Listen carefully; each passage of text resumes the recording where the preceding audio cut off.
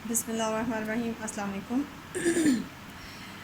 आज के लेक्चर में एक और मैं आपके सामने एक डाइफ एंड डायरी क्वेश्चन की प्रैक्टिकल एग्जांपल के साथ आपके सामने हूँ। ये देखें, एक और क्वेश्चन मैंने सोचा कि क्योंकि डाइफ एंड डायरी क्वेश्चन जो है उसको होप्स हो कि अपने मेरे पिछले लेक्चर से आपको काफ़ी हद तक समझ आ गई होगी। लेकिन वहाँ जीसीडी जो था वो जीसीडी बहुत एक ही स्टेप में निकल आया था, हमारे पास फाइंड आउट हो गया था। अब मैंने वो वाला क्वेश्चन सेलेक्ट किया जिसमें जीसीडी के लिए आपको थोड़े से स्टेप्स करने पड़ते हैं, थोड़ी वर्किंग ज़्यादा है। तो इसमें मैं और ज़्यादा एलैबोरेट हो जाएगा ये ज़्यादा प्रोसेस। जैसे कि आपके सामने है डाइफ एंड डायरी क्वेश्चन लिखी हुई है 39x - 56y = 11। अब आपके पास जो स्टैंडर्ड इक्वेशन होती है ax + by = c। तो c इस वक्त आपके पास 11 है। मैं यहाँ पे जनरल इक्वेशन भी लिख दूँ, ax + by = c। ये आपके पास जनरल इक्वेशन होती है डाइफ एंड डायरी। इसके साथ जब आप इसे अपनी गिवन क्वेश्चन की इक्वेशन को कंपेयर करते हैं तो a आपका 39 निकलता है, b आपका -56 और c आपका 11 निकलता है। अब सबसे पहले ये चेक करना है कि आपकी ये सॉल्वेबल है कि नहीं। तो आप 56 और 39 का जीसीडी निकालेंगी। आप सबसे पहले जो बड़ा नंबर है 56 उसको 39 से डिवाइड करेंगी और डिवीजन इक्वेशन आपके पास ये बनेगी जिसमें रिमाइंडर आपके पास 17 आया। फिर आप अपने इस डिवाइज़र को और इस रिमाइंडर को आपस में डिवाइड करें तो आपके पास अगेन नेक्स्ट इक्वेशन में रिमाइंडर आपके पास 5, उसके बाद 17 और 5 को डिवाइड करने से रिमाइंडर 2, और फिर 5 और 2 को डिवाइड करने से रिमाइंडर 1, एंड देन 2 और 1 को डिवाइड करने से आपस में आपके पास रिमाइंडर 0 आता है। ये आपके पास यहाँ पे आपने स्टॉप हो जाना है और इससे जो सेकंड लास्ट इक्वेशन होती है उसमें जो रिमाइंडर होता है वो आपका इस वक्त का जीसीडी है, इन दो नंबर्स का। ये आपके पास जीसीडी है। तो 39 और 56 का जीसीडी आपके पास क्या आया? 1। अब 1 जो है वो क्या सी को डिवाइड करता है, सी आपके पास 11 है, तो 1 जो है 11 को चूँकि डिवाइड करता है, दैट्स वाई आपकी ये डाइफ एंड डायरी इक्वेशन जो है वो सॉल्वेबल हो गई। अब हम चलते हैं अपने पर्टिकुलर सोल्यूशन की तरफ। पर्टिकुलर सोल्यूशन में वैसे ही जैसे मैंने आपसे कहा था कि जीसीडी वाले प्रोसेस से जीसीडी की इक्वेशन जीसीडी आपने फाइंड करना है, वो आपने रखा हुआ है पहले सामने, जीसीडी फाइंड करके रखा हुआ है। और फिर अगर आपको याद होगा तो इन्हीं स्टेप्स को बैकवर्ड करके मैंने आपको सिखाया था कि कैसे आप जीसीडी को in terms of linear combination लिख सकते हैं। ठीक है, लीनियर कॉम्बिनेशन ऑफ, जैसे जीसीडी अगर आपके पास 1 आया तो 1 can be written as a linear combination of 56 and 39। तो जीसीडी को उन दो नंबर्स की लीनियर कॉम्बिनेशन में कैसे लिखा जाता है? इन्हीं स्टेप्स को बैकवर्ड करके। तो आप यहाँ से शुरू करें, जिस इक्वेशन में आप जिस स्टेप में आपके पास जीसीडी आया है वहाँ से आप जीसीडी को सेपरेट करें और बाकी तमाम टर्म्स को लेफ्ट हैंड साइड पे शिफ्ट करें तो आपके पास आता है 1 - 5 1 = 5 - 2 × 2। उसके बाद इससे ऊपर वाले स्टेप में आपके पास जीसीडी 2 है, सॉरी रिमाइंडर 2 है। उस रिमाइंडर की वैल्यू निकालें और यहाँ पे एक 2 की जगह पुट करें। वो आती है आपके पास वैल्यू 17 - 5 × 3। अब इस 2 को अंदर मल्टीप्लाई किया, सिंप्लीफाई किया, और उसके बाद ऊपर वाले स्टेप में जो आपके पास रिमाइंडर आता है वो 5 आता है। कहीं भी आपने मल्टीप्लिकेशन करके आपने एज इट इज़ नहीं रखना, आपने सिर्फ ख़ास तौर पे वो नंबर्स जो इन स्टेप्स में जीसीडी के स्टेप्स में जो नंबर्स रिमाइंडर के तौर पे आ रहे हैं, जैसे 1, 2, 5 एंड 17, उनको 1, 2, 5 एंड 17 की फॉर्म में ही रखना है। 2, 5 और 17 आपको 2, 5 और 17 ही नज़र आने चाहिए। ये ना हो कि आप 17 को, जैसे यहाँ पे 17 को 2 से मल्टीप्लाई करके 34 इसे बना दें तो 17 की शेप गायब हो जाएगी, रिमाइंडर्स की शक्ल गायब हो जाएगी। तो क्योंकि हर रिमाइंडर की जगह बैक सब्सटीट्यूशन मैंने करनी है, तो जब आपको रिमाइंडर ही नज़र नहीं आएगा तो फिर आप सब्सटीट्यूट कैसे करेंगे? तो 17, 2 एंड 5, ये 3 जो रिमाइंडर्स हैं या आप इन्हें एज इट इज़ ही रहने देंगे और इनकी वैल्यू आपने बैक सब्सटीट्यूट करनी है। अब देखें, ये दो टर्म्स एक जैसी हैं, 5 × 6 और ये 5 × 1। यहाँ कोफिशिएंट 6 है 5 का और यहाँ 1 है, इन दोनों को ऐड अप किया तो 5 × 7 बन गया। और ये नेक्स्ट स्टेप में आपके पास आप रिमाइंडर जो है वो 5 है और 5 की आप यहाँ वैल्यू इंसर्ट करेंगी जो कि बनती है 39 - 17 × 2, और फिर इसको सिंप्लीफाई करेंगी। और सिंप्लीफाई करने के बाद आपके पास ये देखिए, ये इक्वेशन बनती है। इस इक्वेशन को फर्दर सिंप्लीफाई किया तो 17 × 16 एंड सो ऑन। अगला जो रिमाइंडर आपके पास है वो रिमाइंडर आपके पास 17 है। अब 17 की यहाँ से वैल्यू निकालेंगे 56 - 39 और यहाँ पे आप अपने 17 की जगह वैल्यू पुट करेंगे और फिर उसे सिंप्लीफाई कर लेंगे।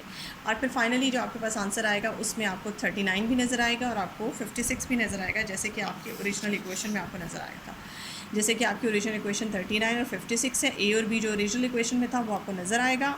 और साथ में ये देखें आपके पास इक्वेशन नंबर 2 कैसे बनी, 39 इंटू समथिंग माइनस, अगर आपकी ओरिजिनल डाफरनटाइन इक्वेशन में यहाँ माइनस है तो आपको यहाँ पे भी माइनस नज़र आना चाहिए, तो minus 56 into something equals to 1। अब ये जो अपनी इक्वेशन नंबर 2 है इसको ओरिजिनल इक्वेशन, ये जो ओरिजिनल इक्वेशन है क्वेश्चन में, इसके साथ कंपेयर करें। इसके साथ जब मैं कंपेयर करती हूँ, अब ये जो आपके पास इक्वेशन नंबर 2 आई है ना, बेसिकली क्या है, ये आपका जीसीडी था 39 56 का। ये जीसीडी जो है वो 39 और 56 के लीनियर कॉम्बिनेशन में लिखा हुआ है। ये जो इक्वेशन आपके पास लीनियर कॉम्बिनेशन वाली आई है जीसीडी की, इस इक्वेशन को जब आप इसके साथ कंपेयर करते हैं तो इसमें आपको 39 एक्स की जगह 23 और वाई की जगह -16 नज़र आता है। लेकिन लेफ़्ट हैंड साइड पे जो इसका सी है वो 11 है, लेकिन यहाँ पे मेरे पास 1 है जीसीडी, तो आपने इस जीसीडी को इस सी के बराबर करना है। तो अगर आप इसको 11 करना चाहती हैं तो जैसे पिछली एग्जांपल में भी हमने यही किया था, अपने जीसीडी को सी बनाया था, तो इसको आप 11 से मल्टीप्लाई करेंगे। यहाँ जो भी बन जाए उसकी हमें परवाह नहीं है, हमने सिर्फ लेफ्ट हैंड साइड को जीसीडी को 11 बनाना है जैसे कि आपकी ओरिजिनल इक्वेशन में है। इसके लिए एक ही तरीका है कि आप इस इक्वेशन को जाएँ और जाके दोनों तरफ से 11 को मल्टीप्लाई कर दें। इधर तो 11 आपका बन जाएगा, जो काम आपने करना था वो हो गया, लेकिन इधर देखिए इधर क्या होगा, इधर 23 मल्टीप्लाइड बाई 11, आपने 39 को नहीं छेड़ना, 39 आपका एज इट इज़ ही रहेगा। 39 के कोफिशिएंट को सिर्फ जाके 11 से मल्टीप्लाई करेंगे। इसी तरह से 56 जो आपके ओरिजिनल इक्वेशन की शक्ल है, शेप है, उसमें 56 भी नज़र आना चाहिए और 39 भी नज़र आना चाहिए, उसको आप मिक्सअप नहीं करेंगे। 56 आपका एज इट इज़ ही रहेगा और 11 जाके इधर आपका मल्टीप्लाई हो जाएगा इस 16 के साथ। तो आपके पास जो भी नंबर आता है आप उसे एज इट इज़ रखें। अब आप इसको कह सकते हैं कि ये जो 253 है, अगर मैं इसे मान लूँ, अब आपकी ये जो इक्वेशन बन के आई है ना आपके सामने, ये वाली जो सेकंड लास्ट इक्वेशन है, इस इक्वेशन को अपनी ओरिजिनल इक्वेशन ये मैंने लिखी हुई है यहाँ पे, इसके साथ अगर आप कंपेयर करें, ठीक है, इसके साथ कंपेयर करें तो x की वैल्यू जो है वो 253 निकलती है और y की वैल्यू जो है वो 176 निकलती है। ये सबसे पहली वैल्यू आई है, दैट्स वाई इसको मैं पर्टिकुलर वैल्यू कहूँगी, उसको मैं x0 और y0 से रिप्रेजेंट करूँगी। तो x0 और y0 जो आपके पास पहला सोल्यूशन सेट आपके पास बना है वो आपके पास पर्टिकुलर सोल्यूशन कहलाता है। तो पर्टिकुलर सोल्यूशन हमारे पास फाइंड करना बहुत ज़रूरी होता है क्योंकि जनरल सोल्यूशन में इसकी वैल्यू इंसर्ट करनी होती है। जी, ये फॉर्मूला लिखा हुआ है आपके पास जनरल सोल्यूशन का, x प्राइम और y प्राइम को, जनरल सोल्यूशन को x प्राइम y प्राइम से रिप्रेजेंट करते हैं। ये उनकी इक्वेशंस लिखी हुई हैं थ्योरम से जो हमने याद की थी। उसके बाद x0 की वैल्यू पुट की, y0 की वैल्यू पुट की। b आपके पास क्या है, b आपके पास याद रखिएगा -56 है। इसमें कंफ्यूज हो जाते हैं बच्चे कि क्योंकि स्टैंडर्ड इक्वेशन जो हमारे पास बनती है डाफरनटाइन इक्वेशन, ये आपके सामने लिखी हुई है ax + by, इसमें बीच में सेंटर में प्लस आता है, तो b की जो वैल्यू होगी वो प्लस के साथ है।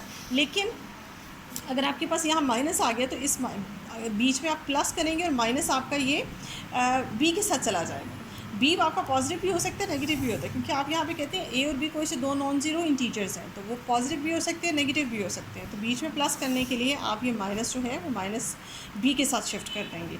तो बी जो है वो आपका बेसिकली -56 है। इस चीज़ को अगर आप थोड़ा सा यहाँ पे -56 के बजाय +56 आपने गलती से लिख दिया तो आपका सारा क्वेश्चन रॉन्ग हो जाएगा। ठीक है जी, तो ये आपका -56 है, डी आपने 1 निकाला था और यहाँ पे आपका ए जो है वो 39, यहाँ से आप देख सकते हैं ए आपका 39 और डी 1। सिंप्लीफाई करने के बाद आपके पास जो जनरल सॉल्यूशंस आए हैं x prime and y prime, ये आपके सामने रखे हुए हैं। आप इसे एज आ आंसर पुट कर लें, मुझे कोई मसला नहीं है। लेकिन आप जब बुक में अपना आंसर देखते हैं तो आपको ये आंसर नज़र नहीं आता। फिर वही बात आ जाती है जो पिछली मैंने एग्जांपल कराते हुए आपको समझाई थी कि यहाँ पे आपको ये तो आपको नज़र आएगा 56t एंड 39t। एक्चुअल में आपको इसको सबसे पहले आंसर ही दिखा दूँ, इसका जो बुक में मुझे आंसर नज़र आया, इसका जो बुक में आंसर है वो ये है 29 + 56t एंड y प्राइम का आंसर नज़र आया है 20 + 39t, जबकि हमारा जो अभी आंसर निकला है वो 253 + 56t और 176 + 39t। इसके बजाय ये आंसर आपको नज़र आएगा। तो ये आंसर कैसे आए, इसमें आप फ़र्क देखें, यहीं से आप कंपेयर कर सकते हैं। ये बेसिकली x0 और y0 है। मैंने जो x0 y0 निकाले आपके सामने वो 253 और 176 है। ये आपके सामने x0 और y0 है, लेकिन वो इसको नहीं मान रहा। ये बहुत बड़ी वैल्यूज़ हैं, तो यहाँ आप देखें ये छोटी वैल्यूज़ हैं। तो वही प्रोसेस हम दोबारा चलाएँगे। टी को, ये जनरल जो आपके पास टी यहाँ पर है, टी इंटीजर है, इस जनरल सोल्यूशन के अंदर टी की बुकले वैल्यूज़ पुट करेंगे और वहाँ तक पुट करेंगे जहाँ तक मुझे x प्राइम और y प्राइम के मिनिमम आंसर्स मिलते हैं, पॉजिटिव एंड लीस्ट वैल्यूज़, और उन वैल्यूज़ को फिर मैं रीशेप करके अपने एक्स नॉट और वाई नॉट की जगह एज्यूम करूँगी। अगर आप क्वेश्चन यहीं पे स्टॉप कर दें, ओके, आपका यहाँ तक आंसर जो है वो जनरल सोल्यूशन तक बन गया। लेकिन अब जो बाकी की वर्किंग हम करेंगे वो अपने आंसर को बुक के आंसर के साथ मैच कराने के लिए करेंगे, या यूँ समझिए कि हम अपनी एक्स नॉट और वाई नॉट को लीस्ट वैल्यू फाइंड करने के लिए करेंगे। देखिए मैंने क्या किया, क्योंकि टी इंटीजर है, टी को 0, फिर -1, फिर -2, -3, -4, -5 तक पुट किया। आप यहाँ पे कहेंगे कि कहीं भी मैंने टी की पॉजिटिव वैल्यूज़ +1 नहीं किया, +2 नहीं किया, +3 नहीं किया, +4 नहीं किया। मैंने इसलिए नहीं किया because we are going to find out the least values of x prime and y prime. जैसे कि इनकी वैल्यूज़ से पता है, अगर मैं टी की यहाँ पे +1, +2, +3 टी की पॉजिटिव वैल्यूज़ में यहाँ इंसर्ट करती जाऊँगी, तो जैसे जैसे टी की पॉजिटिव वैल्यू बढ़ती जाएगी वैसे वैसे मेरे पास एक्स प्राइम और वाई प्राइम के आंसर बड़े आते जाएंगे। लेकिन मैंने तो जाना है लीस्ट वैल्यू की तरफ, तो लीस्ट वैल्यू के लिए मुझे टी की नेगेटिव वैल्यूज़ के साथ कंसर्न है। टी की नेगेटिव वैल्यूज़ आप जैसे जैसे पुट करते जाएंगे वैसे वैसे आपके पास यहाँ पे छोटा आंसर आता जाएगा, ठीक है, सब्ट्रैक्शन के बाद। अब आप ये देखिए, 0 पुट किया, 0 पुट करने से एक्स प्राइम और वाई प्राइम का आंसर वही आता है जो आपने एक्स नॉट और वाई नॉट कंसिडर किए हुए, ये पहला है। -1 पुट करने से 197, 137, ये अभी भी काफ़ी बड़े आंसर्स हैं। -2 से ये आपके सामने है, -3 से ये है, -4 एंड -5। देखिए -4 पे जो आंसर आपको मिला है वो दोनों पॉजिटिव भी हैं और वो ऊपर वाली सारी वैल्यूज से लीस्ट भी हैं। ये हमारी सिलेक्शन होगी, इसको मैंने इनसर्कल किया हुआ है, डिब्बे में बंद किया हुआ है ताकि ये आपको पता चल जाए। लेकिन और आगे इससे -5 वाली वैल्यूज़ क्यों नहीं ली, क्योंकि वो दोनों नेगेटिव थे, ठीक है। तो हमारा जो चॉइस होती है वो पॉजिटिव वैल्यूज़, मैक्सिमम चॉइस ये होती है कि दोनों पॉजिटिव आ जाए और लीस्ट आए। और दूसरे नंबर पे जो लीस्ट चॉइस होती है वो ये होती है कि कम से कम एक जो है वो नेगेटिव, एक पॉजिटिव ज़रूर आ जाए और लीस्ट आ जाए दोनों, ये हमारी चॉइस होती है। तो इसको अब आप ये वाली जो लीस्ट वैल्यूज़ हैं अपनी एक्स नोट और वाई नोट को इन लीस्ट वैल्यूज़ से रिप्लेस कर लें। हमारा एक्स नोट जो था पहले 253 था, अब उसके बजाय हम इसको 29 कंसिडर करेंगे, और वाई नोट जो था वो हमारे पास 176 था, उसके बजाय हम 20 कंसिडर करेंगे। तो हमारा ओरिजिनल जो सोल्यूशन है, वो जो मैंने सोल्यूशन सेट आपका इस फॉर्म में लिखा था, इंस्टेड ऑफ दिस अब सोल्यूशन ये आएगा। अब मैंने एक्स नोट और वाई नोट ये आपके सामने, एक्स नॉट को मैंने 29 कंसिडर किया और वाई नॉट को मैंने 20 कंसिडर किया। एक्स नॉट और वाई नॉट की लीस्ट वैल्यूज़ जो हैं, यानी कि आप यूँ समझें कि जनरल सोल्यूशन एक्स प्राइम और वाई प्राइम की जो लीस्ट वैल्यूज़ हैं उनको मैंने इनिशियल वैल्यूज़ कंसिडर कर लिया या पर्टिकुलर वैल्यूज़ कंसिडर कर लिया, ठीक है जी। अब आपके पास ये जनरल सोल्यूशन है। अब ये जनरल सोल्यूशन में आप ये देख सकते हैं, इसको रीशेप करके अब आपके पास जो आंसर है जनरल सोल्यूशन का वो x prime and y prime where t is what. T के लिए आपको ज़रूर बताना होगा कि टी आपका यहाँ पे कोई भी इंटीजर है। आप टी को यहाँ पे आप चाहे 0 पुट करें, चाहे आप इसको माइनस नेगेटिव कोई वैल्यू पुट करें या पॉजिटिव कोई वैल्यू पुट करें, ये इन्फिनिट आंसर्स आपको देगा, ये इन्फिनिट सॉल्यूशंस हैं आपके इस डायफरेंटाइन इक्वेशन के। सो ये वर्किंग जो है ये एक्स्ट्रा वर्किंग है, बट अपने आंसर को पीछे बुक के आंसर से मैच करवाने के लिए ये ज़रूरी है, ये आपको ये पता होना चाहिए कि हमारी कोशिश ये होती है, बेसिकली हमने जो अपना प्रोसेस या मेथड स्टार्ट समझा है या जो मेथड मैं लेके चली हूँ आपके पर्टिकुलर सोल्यूशन निकालने का, जो मेथड मैं आपको करवा रही हूँ मेथड है बहुत आसान, लेकिन उसके साथ प्रॉब्लम ये है कि मोस्ट ऑफ द टाइम, या जैसे मैंने आपको 2 एग्जांपल्स कराई हैं, दोनों एग्जांपल्स में आपके पास जो पर्टिकुलर सोल्यूशन का आंसर आता है वो लीस्ट आंसर एक्स और वाई का नहीं आता। तो ये मेथड आपको ये गारंटी तो देता है कि आपको एक्स और वाई का पर्टिकुलर सोल्यूशन मिल जाएगा, लेकिन ये गारंटी नहीं देता कि आपको लीस्ट वैल्यू मिलेगी। तो उस लीस्ट वैल्यू के लिए ये आपको एक्स्ट्रा वर्किंग करनी पड़ेगी, जो कि आपको देगी एक्स नॉट और वाई नॉट की, या पर्टिकुलर सोल्यूशन आपको लीस्ट देगी। तो अगर आप ऐसे भी लिख लेते हैं, अगेन मैं आपको कह रही हूँ कि अगर आप यही अपना आंसर लिख लेते हैं तो मुझे इस पर कोई एतराज़ नहीं है, और कोई आपके आंसर जो है वो गलत नहीं कर सकता असूली तौर पे, बिकॉज आप यहाँ पे डिफरेंट वैल्यूज़ पुट करती जाएंगी, आपके पास ऑल पॉसिबल आंसर्स जो इससे आएंगे वही ऑल पॉसिबल आंसर्स 29 एंड 20 को कंसिडर करते हुए आएंगे। सो आप की मर्ज़ी है, आप इस प्रोसेस को समझ लें। मेरा मकसद ये था कि आप इसे समझ लें आपके पास, ताकि हर चीज़ का सोल्यूशन हो और अंडरस्टैंडिंग हो। होप्स हो कि आपको डायफरेंटाइन इक्वेशन का जो मेथड है वो पूरी तरह से क्लियर हो गया होगा। मैंने 2 मुख्तलिफ एग्जांपल्स आपको समझाई। ये पहले एग्जांपल में जीसीडी बहुत वन स्टेप में ही हमने जीसीडी फाइंड कर लिया था, शायद इतना एलेबोरेट ना हो, इसलिए मैंने आपको दूसरी एग्जांपल कराई है। इसमें जीसीडी का प्रोसेस जो है उसके थ्रू आपको ज़्यादा एलेबोरेट हो गया। मेरे इस वीडियो को देखने के बाद मुझे अपने कमेंट्स प्लीज़ ज़रूर दें। Thank you so much.